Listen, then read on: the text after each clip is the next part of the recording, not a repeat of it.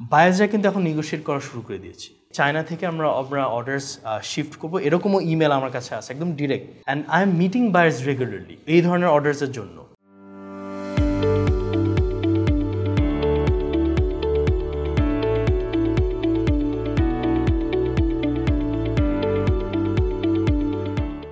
Crisis brings opportunity, এটা আমরা সবাই সবসময় বিশ্বাস করি। স্পেশালি বিইং আ রেজিলিয়েন্ট নেশন, আমরা কিন্তু নানা চ্যালেঞ্জের মধ্যে দিয়ে যাই। আমরা বাংলাদেশি যারা উদ্যোক্তারা, আমরা কিন্তু কখনো চ্যালেঞ্জকে নেগেটিভভাবে দেখি না, বরঞ্চ পজিটিভভাবে কীভাবে চ্যালেঞ্জকে অ্যাকসেপ্ট করে আমরা এগিয়ে যেতে পারি, আমাদের মাথায় সবসময় এটা থাকে। যেই কারণে আলহামদুলিল্লাহ আমাদের দেশে এখনও কিন্তু গার্মেন্টস সেক্টর গ্রোয়িং। আমরা এখনও কিন্তু স্বপ্ন দেখি। আমরা অনেকে বলে থাকি যে আমাদের দেশে এই যে কস্ট বাড়ছে, মাঝে মাঝে আমরা বলি অর্ডার কি আসছে, অর্ডার আসছে না, কোন দিকে এটা যাবে। দেখেন, আমার আব্বা উনি 1983 সাল থেকে এই গার্মেন্টস ট্রেডের সাথে যুক্ত আছেন। তো উনি একটা খুব সুন্দর কথা আমাকে একবার বলেছিল যে দেখো, 1983 সাল থেকে আমি শুনতেছি যে কস্ট বাড়তেছে, বায়ার চলে যাচ্ছে, অর্ডার ফল করতেছে। বাট আমরা চ্যালেঞ্জকে যদি পজিটিভলি দেখি, তাহলে এই যে এভিন্স গ্রুপ এখন 40 বছর প্লাস, ডেফিনেটলি এখন আমরা সেকেন্ড জেনারেশন এখানে আছি। আমরা মনে করি যে আমাদের গার্মেন্টস ট্রেডের যে ভবিষ্যৎ ডেফিনেটলি অনেক উজ্জ্বল। এখন ট্যারিফ আমাদের একটা বার্নিং ইস্যু, কারেন্ট সিচুয়েশনের বড় রকম একটা চ্যালেঞ্জ। তবে এইটার ইম্প্যাক্টটা কিন্তু বোঝা যাবে একটা 2টা সিজন পরে, যখন আমাদের এই প্রোডাক্টগুলো শেলফে উঠবে কাস্টমারের, যখন কাস্টমাররা রিভাইজড প্রাইসে কিনতে যাবে, তখন কিন্তু তাদের রিয়াকশন থেকে বোঝা যাবে যে পরবর্তী ইম্প্যাক্টগুলো কি। তখন আমাদের বায়াররাও আসলে একটা স্ট্র্যাটেজি তখন চেঞ্জ করতে পারবে। কস্ট যে বাড়লো ট্যারিফের কারণে, ডেফিনেটলি রিটেল প্রাইস এখানে ইম্প্যাক্টেড হবে। তো who will bear the cost? Ultimately কিন্তু ফাইনাল কনজিউমারের কাছে এটা যাচ্ছে। এই মেসেজটা কিন্তু আমাদের সবসময় ডিসকাশন করা উচিত। এই কারণে মাঝে মাঝে আমাদের অনেকে আছে, আমাদের গার্মেন্টস ট্রেড ম্যানুফ্যাকচারার, আমাদের ভাই বোনেরা, উদ্যোক্তারা, তারা কিন্তু মাঝে মাঝে একটু কনফিউজড হয়ে যায় যে এটা কি আমি এখন বের করব, না এটা বায়ার বের করবে, নাকি ডেফিনেটলি এটা আমি বের করব না। কারণ আমার সাথে তো ওনার চুক্তি হচ্ছে এফওবিতে। যদি এফওবিতে হয়, আমি এখানে কেন এই ডিসকাশন আসবে, আর আমি বা কেন আকবারে এই ডিসকাশনে যাব? There is no need. আমি বরঞ্চ ফোকাস করবো অন্য অন্য দিকে। কোন দিকে? যেটা বলো, আমি ওয়েট অ্যান্ড সি করবো এটার ইম্প্যাক্টটা কী।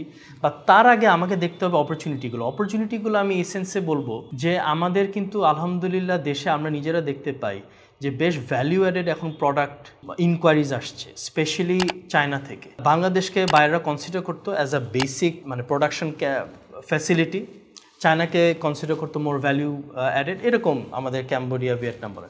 বাট এখন যখন আমরা যে 20%-এর যখন একটা নিউজ আমরা পাই, আমরা কিন্তু মোটামুটি সবাই একটা পারে আসি। এখন যখন আমরা একটা লেভেল প্লেইং ফিল্ডে আসি, বাংলাদেশকে তারা কিন্তু এখন কনসিডার করছে যে না, we can't put all our eggs in one basket, বরঞ্চ let's diversify the portfolio.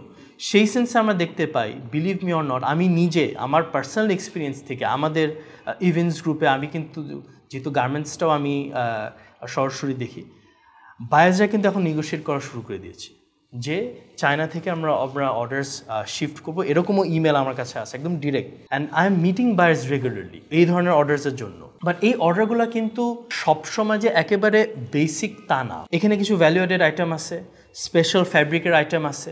So এটা কিন্তু শুধু ইভেন্টস গ্রুপের কাছে আসছে না, এটা কিন্তু দেশের কাছে আসছে। সো এটা দেশের অপরচুনিটি, আমাদের সেক্টরের অপরচুনিটি। আমাদেরকে যদি এই অর্ডার্সগুলো ধরতে হয়, ডেফিনেটলি আমাদেরকে একটা ফ্লেক্সিবল মাইন্ড থাকতে হবে। আমাদেরকে ওপেন মাইন্ড থেকে যে আমি যে এক ধরনের প্রোডাক্ট করি এর মধ্যে থাকতে পারবো না, আমাকে ওয়েলকাম করতে হবে যে yes we are capable. At the same time আমাদের লোকজনদেরকে ট্রেন করতে হবে, আমাদের লাইন্স ওইভাবে সেট আপ করতে হবে। বাংলাদেশ আমরা মনে করি যে এখন একটা গোল্ডেন টাইম দিয়ে যাচ্ছে। আমি জানি না, হয়তো সবাই অনেকভাবে এটা বলবে, বাট আমি এটাকে গোল্ডেন টাইম এই কারণে বলি কারণ আমি দেখতে পাচ্ছি ইনশাল্লাহ যদি এখন যেভাবে করে অর্ডার ফ্লোর একটা ফোরকাস্ট আমরা পাচ্ছি, অক্টোবর নভেম্বর অনওয়ার্ডস কিন্তু একটা ভালো অর্ডার ফ্লো আসার একটা possibility. But we have to be prepared for that. At the same time কোনটা থামানো যাবে না। আমরা এই যে দেখেন ট্যারিফ, ইউএস মার্কেটে ট্যারিফ ইস্যুর কারণে আমরা কিন্তু কয়েকটা মাস সবাই খুব অ্যাক্টিভলি নতুন মার্কেট ডেভেলপমেন্ট নিয়ে চেষ্টা করছিলাম।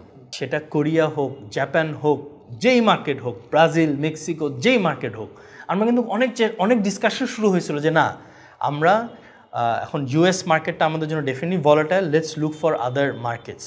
এই সার্চটা থামানো কোনোভাবেই আমাদের যাবে না, এটা কিন্তু কন্টিনিউ রাখতে হবে। বিকজ এই যে এই সার্চ কিন্তু আমাদেরকে নতুন পসিবিলিটি দিবে ভবিষ্যতে। কারণ দেখেন ট্যারিফ ইস্যুটা এই যে 37 থেকে 35 থেকে 20, আবার এটা কোথা থেকে কোথায় যাবে উই ডোন্ট নো। টোটালটা এটা একটা আনপ্রেডিক্টেবল সিচুয়েশন। অনলি থিং যেটা আমরা বলতে পারি যে এটা অ্যাকচুয়ালি আনপ্রেডিক্টেবল, এটা যে ফুললি প্রেডিক্টেবল একটা যে আমরা স্টেবল জায়গায় আসছি এটা নাও হতে পারে। সো আমাদের এই চেষ্টাটা চালিয়ে যেতে হবে। অ্যাট দ্য সেম টাইম সরকারের এন্ড থেকে আমাদের উচিত এনকারেজ করা যে নিগোসিয়েশন থামানো যাবে না। কারণ আমরা হয়তো মনে করতে পারি যে এই যে 20% এটা হয়ে গেল, ফিক্স হয়ে গেল, আমি কি এটা নিয়ে স্যাটিসফাইড থাকবো নাকি আমি চেষ্টা করে যাব? কারণ ডেফিনেটলি আমাদের যে কম্পিটিটর কান্ট্রিজ আছে ওনারা তো বসে থাকবে না। অ্যাটলিস্ট আমরা মনে করি যে থাকা উচিত না কারো, because we have to try যে যদি বেস্ট পসিবল সিচুয়েশন আমরা আনতে পারি তাহলে আলটিমেটলি আমাদের দেশের জন্য একটা বড় রকম আরও সুযোগ